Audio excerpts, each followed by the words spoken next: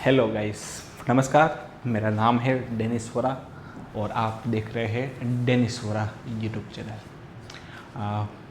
मैं स्टैमरिंग का मैं स्टैमरिंग के लिए मैं वीडियो बनाता हूँ और स्टैमरिंग में एक प्रैक्टिस होती है, एक एक्सरसाइज जो हम करते हैं वो होती है स्टोरी टेलिंग। और स्टोरी टेलिंग में हम कुछ 10 या 15 मिनट तक हम किसी एक टॉपिक पे हम बातचीत करते हैं। और वैसे ही मैंने वैसे ही कई सारे टॉपिक पे वीडियो बनाई हुई है। तो आज एक दूसरा टॉपिक के साथ मैं आपके साथ शेयर करता हूँ।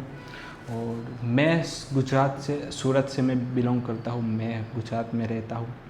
तो क्यों ना, गुजरात के अंदर काफ़ी ऐसे उद्योगकारी हो गए हैं, काफ़ी व्यापारी लोग रहते हैं, लेकिन गुजरात में ऐसे कई महान कवि और लेखकों और साहित्यकार जैसे रत्नों को हमें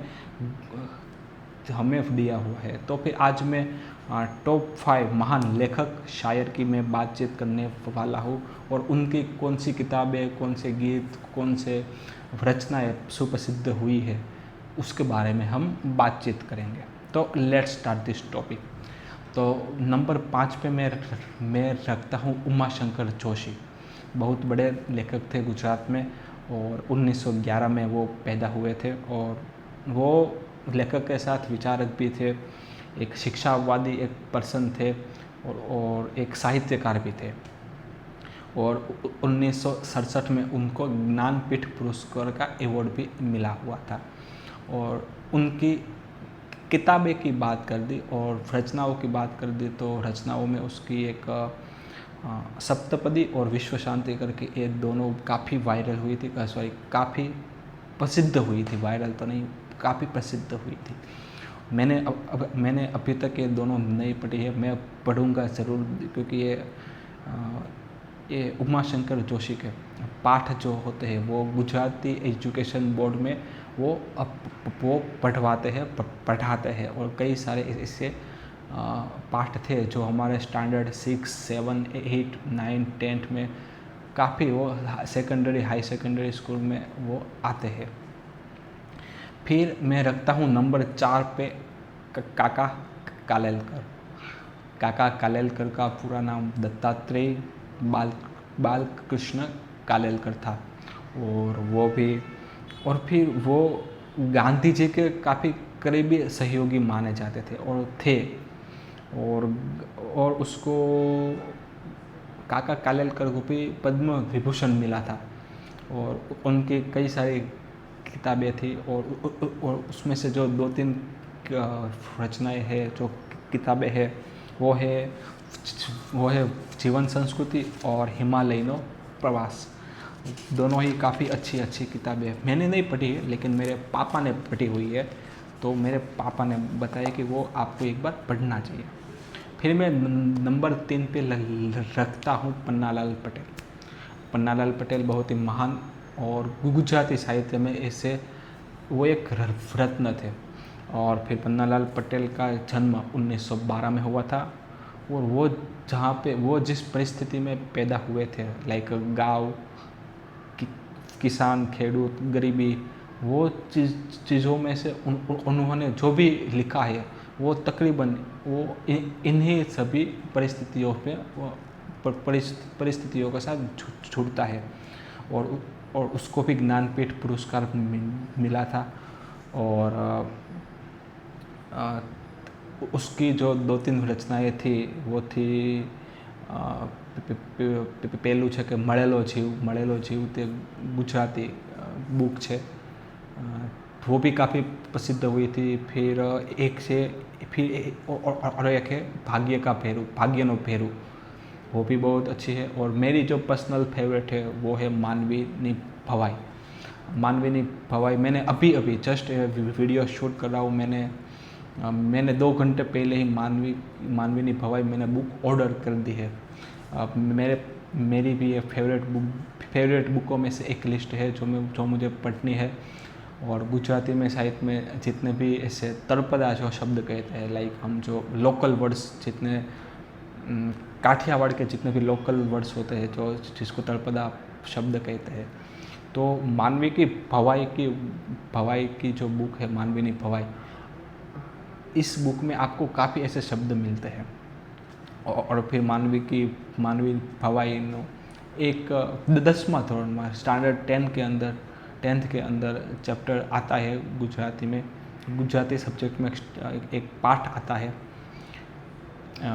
भूख थी भूंडी भीख, और वो भी काफ़ी अच्छी है। और फिर मानवी की भवाई के पर से एक फिल्म भी बनी थी और फिल्म की भी काफ़ी अच्छी तरीके से उसको प्रसिद्धि मिली थी।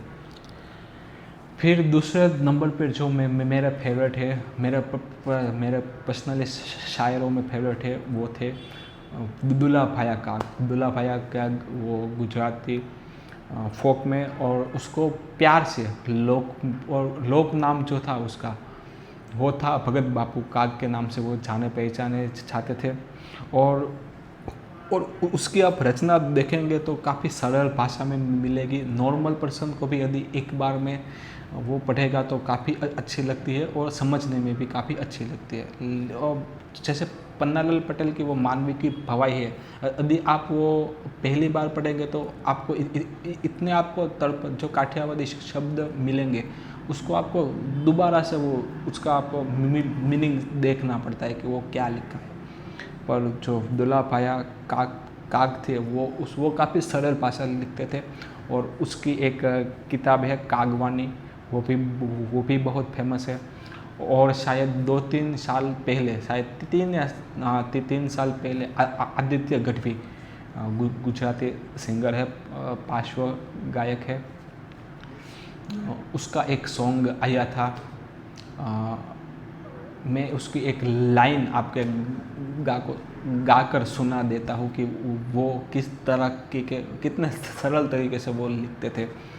तो लाइन कुछ उस प्रकार थी कि जुए छे तारी सहेली, नहीं कौन सी थी, જાય છે મારી સહેલીનો સાથ રે બે ઘડી નાચી લેને રંગ મોરલા, કાલી વાદળી તને વિનવે રે બે ઘડી नाची लेने रंग मोरला। तो ये रंग मोरला है, काफ़ी अच्छी कविता है। मेरी पर्सनली जो दुल्लाभाया काग की मेरी पर्सनल जो 2-3 कविताएं फेवरेट थी, वो ये रंग मोरला एक मेरी फेवरेट है। और दूसरी है कि वो हेजी तारे आंगणीए कोई दुखिया कोई आवे तो आवकारो मीठो आवजे रे, वो भी मेरी पर्सनल फेवरेट है, वो भी भगत बापू की है कविता है। फिर नंबर 1 पे आते हैं one of the only Jhaverchand मेघाणी, राष्ट्रीय शायर के नाम से उनको पहचाना जाता है। और वो भी साहित्य, वो भी लोकगीत और लोक कथाओं पे वो उसने काफ़ी ज़्यादा काफ़ी बढ़िया लिखा हुआ है। और ये कह सकते हैं कि हम गुजराती साहित्य में और लेखकों में जो एक कहते हैं ना कि पितामह भीष्म समान है झवेरचंद मेघाणी।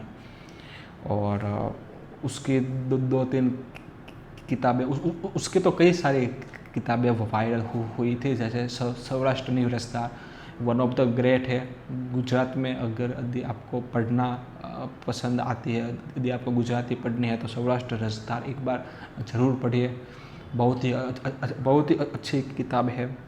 फिर वैसा है कि सौराष्ट्र की रसदार के 7 पाठ है अलग तरीके से। मतलब पहले सिर्फ लोक वार्ताएँ थी, फिर उसके अंदर फिर दूसरा पार्ट में सिर्फ लोकगीत थे, फिर तीसरे के अंदर जो बारवटिया होते हैं, बारवटिया का मतलब होता है कि कोई डाकू कोई चोर, जो पहले डाकू होते थे, तो वो टोटली पूरे गुजरात के अंदर कौन कौन से ऐसे डाकू हो गए जिसका नाम काफ़ी बड़ा था, तो उसका इतिहास भी लिखा हुआ है सौराष्ट्र की रसधार में।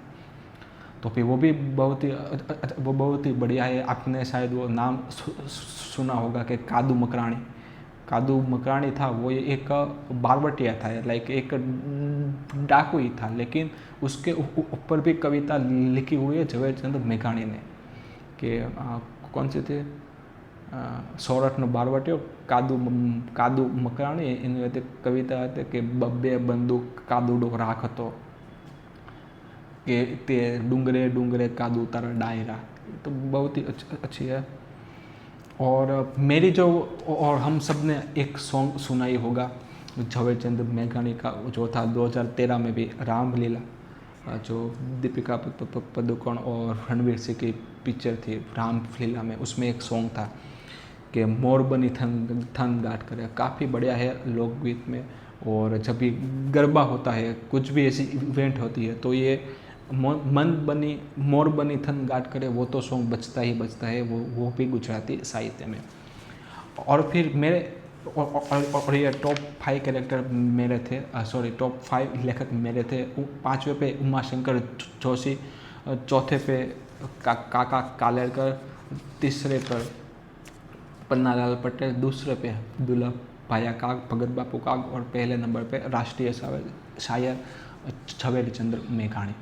और यदि आपको भी इस तरीके की, यदि आपको इस लेखक में से आपको किसी एक भी किसी आपके कौन से फेवरेट है, और आपको उनकी कौन सी किताबें, कौन सी रचनाएं आपकी फेवरेट है, वो भी आप मुझे कमेंट सेक्शन में ज़रूर बताइएगा।